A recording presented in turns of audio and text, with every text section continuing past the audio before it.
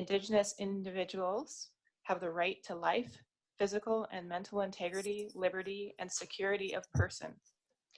Indigenous peoples have the collective right to live in freedom, peace, and security as distinct peoples and shall not be subjected to any act of genocide or any other act of violence, including forcibly removing children or the group or another group to another group. And then we'll move on to the in-camera recommendation.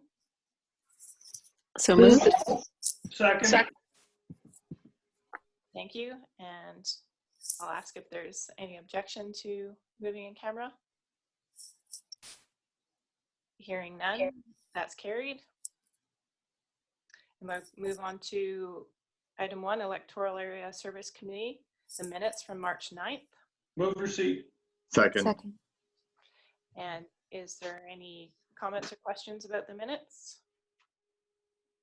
Any objection to passing the minutes? Hearing none, that's carried. And so this next group of recommendations we wanted to do as a block. So I guess we won't necessarily read them out then if we're trying to. Okay, great. Jake is going to do a summary of the recommendations. Thanks, Chair Kettler. And just to note, so with respect to the consideration of sort of general consent to adopting these 5 recommendations, if there's any that directors wanted to pull out from that motion, you certainly can do so, and we can consider that individually. But just to provide a quick summary, so recommendation 1 is noted under the March 9th minutes there is for a development variance permit at 1406 Wilkinson Road. Recommendation 2 is a recommendation for the board to give first and second reading to bylaw 609, which is Rural Comox Valley Zoning Bylaw 520-2019, Amendment number 4, which is to rezone a property at 8659 Island Highway. Recommendation 3 is that the board approve development variance permit DP 13A19 Strongback Holdings, and that is at 2750 Cumberland Road. Recommendation 4 is that the board give first and second reading to bylaw 604, which is Rural Comox Valley Official Community Plan Bylaw number 3720, Amendment number 5 to update policies relating to cannabis cultivation, processing, and sales. And recommendation number 5 is that the board repeal bylaw 2782, being floodplain management bylaw, and finally the board give first, second, and third reading to bylaw 600, being floodplain management bylaw 600 2020. I'll move recommendation 1 through 5. Second. Okay, and I'll just assume that means nobody would like to pull any of those recommendations. So I'll go through the list. And do we have Director Swift online yet? It's just ABC. Oh, right, just ABC. Oh, no, sorry, I'm wrong. Sorry, I was reading the wrong thing. No, Mine says ABC. Jake says you're correct. It is ABC. So Director Arbor. Yes. Director Grieve. In favor. Director Hamir. Yes, in favor. Thank you, and that passes. And Jake, had you recorded the receipt, the move for receipt? I'm not sure if we did that step. We did for the receipt of the minutes, we did. Okay. So moving on to grant aid funding. This is a director's report concerning distribution of grant aid funding, and there was a requested action. Move the requested action. Hillian here. Second. Should we move receipt of the report first? Yeah, I think we need to move receipt first. I'll I'll move move receipt of the report. Second. Any Daniel. objection to moving receipt? Hearing none, that passes. And we're on to requested action, and we'll just Move requested action. Second. That's great. So the requested action is that grant and aid payable from the respective electoral areas as outlined in the report dated April 6, 2020 be approved and paid as soon as possible. Question to staff, is this going to also be sent out as a press release or like we did with the previous one? Over to Steph. I wouldn't see this as a press release. I don't think Okay. it's that material. Yeah, if I may, I concur with that. This is our second wave of COVID funding, and I think only Area C for the rest of the directors probably will still have some monies left over. But Arzina and I think, are going to start running on fumes, but there'll probably still be another round next month. Okay, any further discussion on the requested action? And this is a vote of the full board. So Director Swift, In favor. Director Grant, In favor. Director Frisch, In favor. Director Morin, In favor. Director Cole-Hamilton, In favor. Director Hillian, In favor. Director Arber, In favor. Director Grieve, In favor. and Director Hamir. In favor.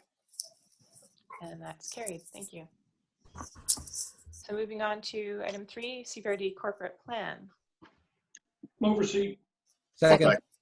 Thank you. And I believe I'll pass this over to James.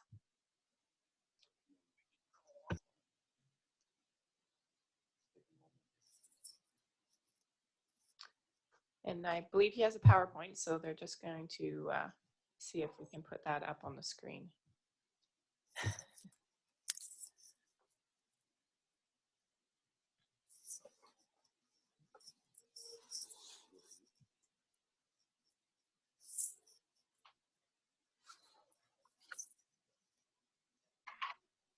Thank you, directors. So on your screens, you should see our first slide of the PowerPoint. This is our first time trying to share screens and using PowerPoint, so bear with us as we go through. So good afternoon, and thank you for the opportunity to present the CVRD's Corporate Plan 2020. So I have a very brief presentation to introduce you to the corporate plan. The document is produced to reflect on the good work and direction provided by the board through its strategic planning session, and it lays a foundation for the coming year. Of course, the bulk of work undertaken for this plan was done before the COVID-19 pandemic began, and the report is structured in that manner by presenting some background materials, specific descriptions of the core services, and then some final mention of COVID-19. I will take you quickly through the plan now.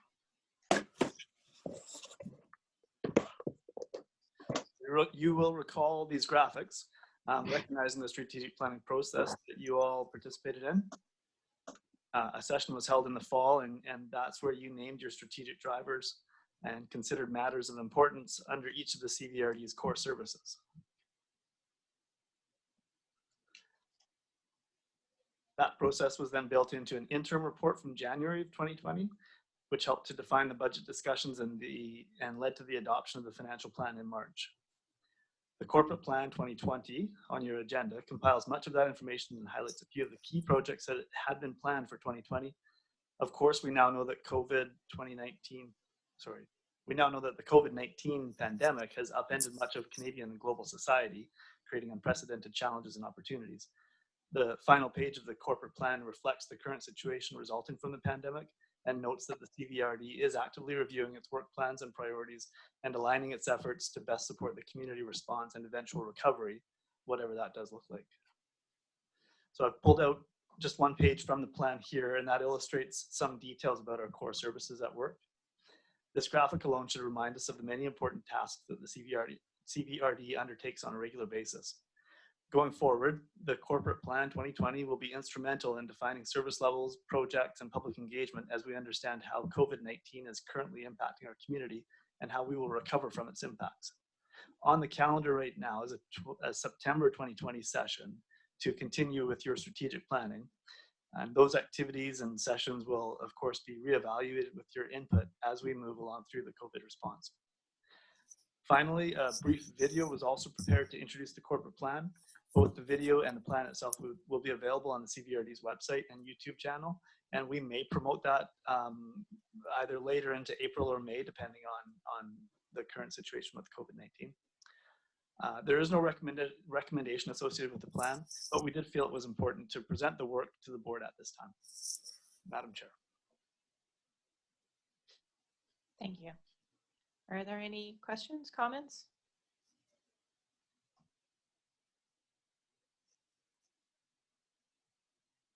Okay. I was just gonna say just a bit of acknowledgement. I think the publication looks really good. I know we don't print a lot of them and stuff, but I sure appreciated the layout and how the information is presented. Thank you. Thank you. I'll agree. Excellent job, staff. Ditto. All right, so we are on receipt. So is there any opposition to receipt? Hearing none, that passes. And we're on to bylaws and resolutions for first and second reading. So the first bylaw is bylaw number 604, Rural Comox Valley Official Community Plan Bylaw number 337, 2014, amendment number 5. Move those past first and second reading. Okay, are there any questions, comments? And this is just a vote for the electoral areas. So going down the list, Arbor, Director Arbor, He's nodding. I'm nodding. Yes, sorry, I was muted. okay, thank you. Director Grieve, One person's nodding off and the other person's muted. Yes, of course, I'm in favor. okay, Director Hamir, Yes. okay, that passes. On to number 2, bylaw number 609, Rural Comox Valley Zoning Bylaw number 520, 2019, amendment number 4. Move first and second reading. Second. Thank you. And again, it's for the rural areas. Director Arbor, Yes. Director Grieve, In favor. Director Hamir. Yes. Thank you. That carries. So we're on to bylaws for first, second, and third Oh, reading. sorry. Were we supposed to do third reading for that staff? I just saw this sort of the second line. I'll just. Yeah, that was for 609. That was just in the first, second reading category. Oh, right. Sorry. So we're on to first, second, and third readings of bylaws. So we're on to number 3, bylaw number 600, floodplain management bylaw number 600. So move. Second. And again, for electoral areas, for first and second reading. In Director favor. Arbor, In favor. Director Grieve, In favor. Director Hamir. Yes. Thank you. That's carried. And so for third reading of bylaw number 600. Third reading. Second. Thank you. Director Arbor, In favor. Director Grieve, In favor. Director Hamir. In favor. And that's carried. Thank you. So we're on to number 4, bylaw number 595. Move first and second reading. Second. Thank you. That's the Comox Valley Sewerage Service Regulation Fees and Charges bylaw number 71, amendment number 2. And this is, oh, Jake. Thanks, Madam Chair. Just wanted to confirm that this was considered by the Sewage Commission just, half hour or so ago, and it did pass. So just want to confirm. Thank you. And so we are on first and second reading for bylaw number 591. And we already got first and second for that? First, I'm just wanting to confirm that there was a second report. Yeah, Grant seconded it. Yeah, I did. Thank you. And this is for Comox and Courtney. So I'll go through the list. Director Swift, In favor. Director Grant, In favor. Director Frisch, In favor. Director Morin, In favor.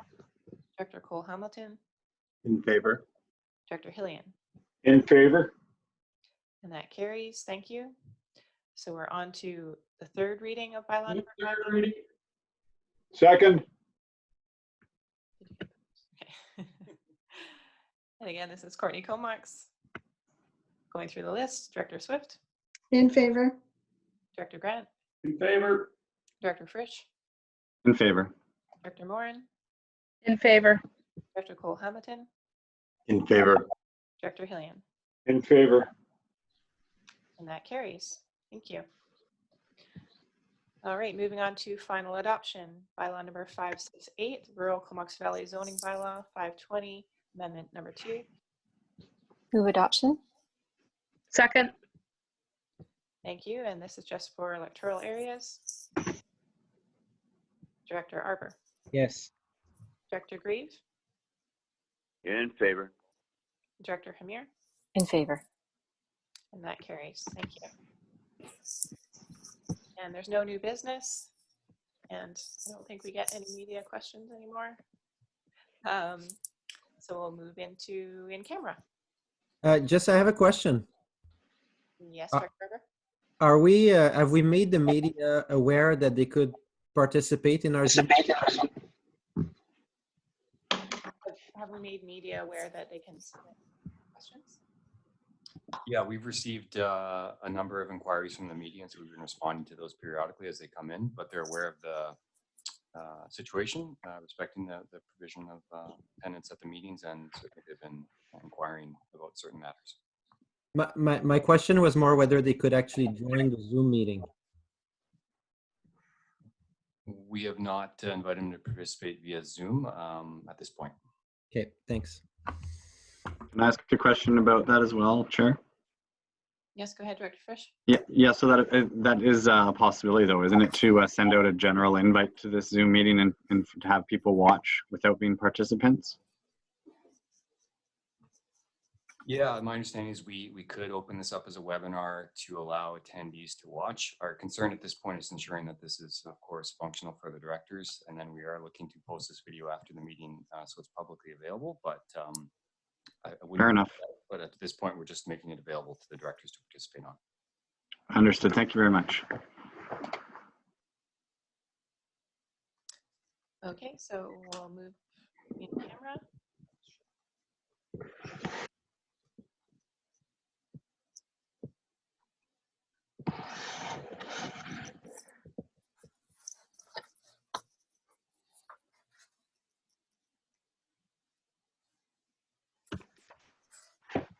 Has anyone worked out how to look at their agenda and the screen at the same time?